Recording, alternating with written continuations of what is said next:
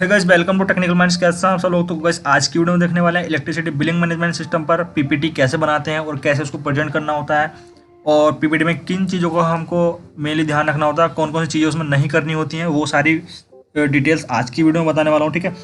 अगर गाइस आपने अपने कॉलेज में इलेक्ट्रिसिटी बिलिंग सिस्टम या फिर किसी भी बिलिंग सिस्टम से रिलेटेड कोई भी प्रोजेक्ट चूज़ किया है और उस पर आपको प्रेजेंटेशन देनी है, पीपीटी बनानी है, तो ये वीडियो आपके लिए है। ठीक है। वीडियो आप प्लीज़ पूरी एंड तक देखना और सारी डिटेल्स बताऊंगा कैसे कैसे उसको एडिट करना है। अगर आपका कोई दूसरे बिलिंग सिस्टम पर है, इसी प्रोजेक्ट पीपीटी को आप एडिट भी कर सकते हो। ठीक है। और कैसे वीडियो स्टार्ट करने से पहले बता दो, जो भी इस पीपीटी का प्रोजेक्ट था, मतलब इलेक्ट्रिसिटी बिलिंग सिस्टम पर जो मैंने प्रोजेक्ट बनाया था, अपने चैनल पे मैंने कंप्लीट वीडियो उसकी अपलोड कर रखी है। ठीक है।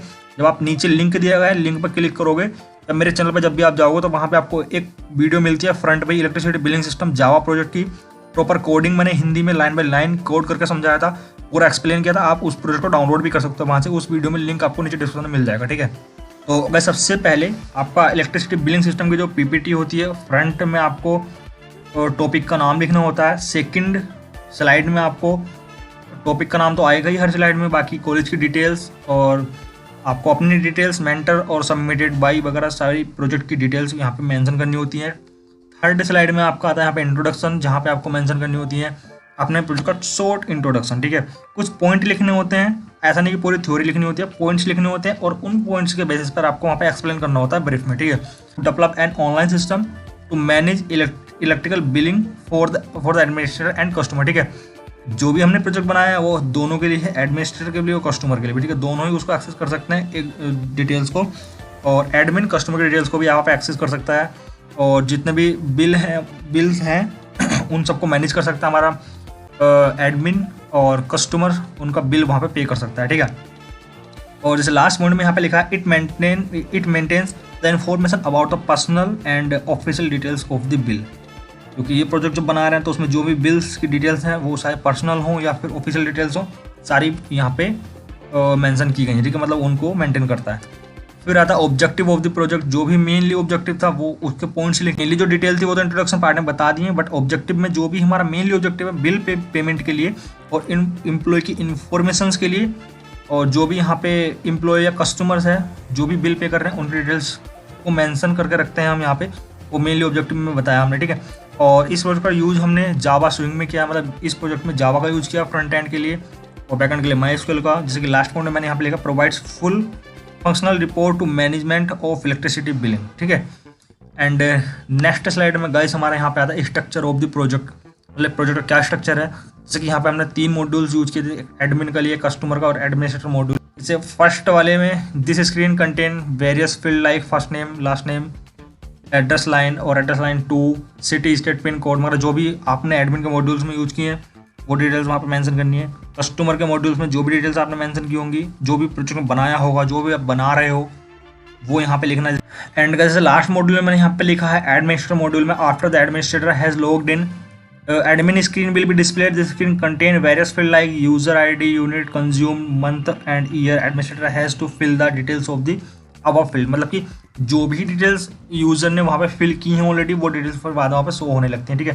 तो इस तरीके से यहाँ पे आप एक्सप्लेन कर सकते हो। लास्ट में नेक्स्ट आती है हमारे पर्पज ऑफ द प्रोजेक्ट का क्या पर्पज था। Helps in maintaining the computerize employ and bill details, easy attendance marking, मतलब कि जो भी वहाँ पे जो कस्टमर्स हैं वहाँ पे, जो भी यहाँ पे एम्प्लॉयज़ वर्क कर रहे हैं उनकी अटेंडेंस मार्किंग भी वहाँ पे होती है। कस्टमराइज इवेंट रिक्वेस्ट मैनेजमेंट और कैलकुलेट द बिल्स वगैरह के लिए पर्पज में यूज़ किया गया है। रिक्वायरमेंट्स क्या है, विंडो एक्सपी होना चाहिए, रजिस्ट्रेशन विद सिस्टम्स के साथ रजिस्ट्रेशन होना चाहिए, user name and password, authorize website होनी चाहिए वहाँ पे। ठीक है। और यहाँ पे फिर आता है फीचर्स ऑफ द प्रोजेक्ट का क्या फीचर्स हैं। It avoids data manipulation, more efficient and reliable, huge data storage with less computer memory.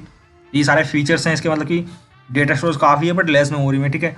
और डेटा मैनिपुलेशन को अवॉइड करता है। It completely user friendly electricity billing management software, single database management system है, मतलब कि एक ही बार में एक ही बंदा उसको यूज़ कर सकता है। जैसे एक सिस्टम पर सॉफ्टवेयर रन हो रहा है तो उसको या तो एडमिन एक बार में यूज़ कर सकता है या फिर कस्टमर। ठीक है। फिर एडवांटेज ऑफ द प्रोजेक्ट में क्या एडवांटेज है इसके, तो बहुत सारे एडवांटेज होते हैं किसी प्रोजेक्ट के। सारे एडवांटेज आपको यहाँ पर मेनली लिख देने होते हैं 5 to 6 पॉइंट। जैसे मैंने फर्स्ट लिखा minimise hand written work from admission to billing department. ठीक है। और it helps you to minimise your repeated work and take care of the complete functionality of billing department और avoid human storage with less computer memory. ठीक है, इस तरह से आप लिख सकते हो। फिर आता है लिमिटेशन ऑफ द प्रोजेक्ट की क्या लिमिटेशन है। This software will run on a single PC. मैंने आपको ऑलरेडी बताया सिंगल पीसी पर ही रन होगा ये, और एक बार में एक ही यूज़ कर सकते हैं। जैसे यहाँ पे सेकंड पॉइंट लिखा है, admin and employ have to sit on the same PC, मतलब एडमिन और एम्प्लॉय एक ही पीसी पर होने चाहिए और एक बार में एक ही मॉड्यूल यूज कर सकते हैं। जैसे कि एडमिन वाला अगर एडमिन यूज़ करा तो फिर जब तक एडमिन कंप्लीट नहीं करता फिर उसको एम्प्लॉय तब तक यूज़ नहीं कर सकता।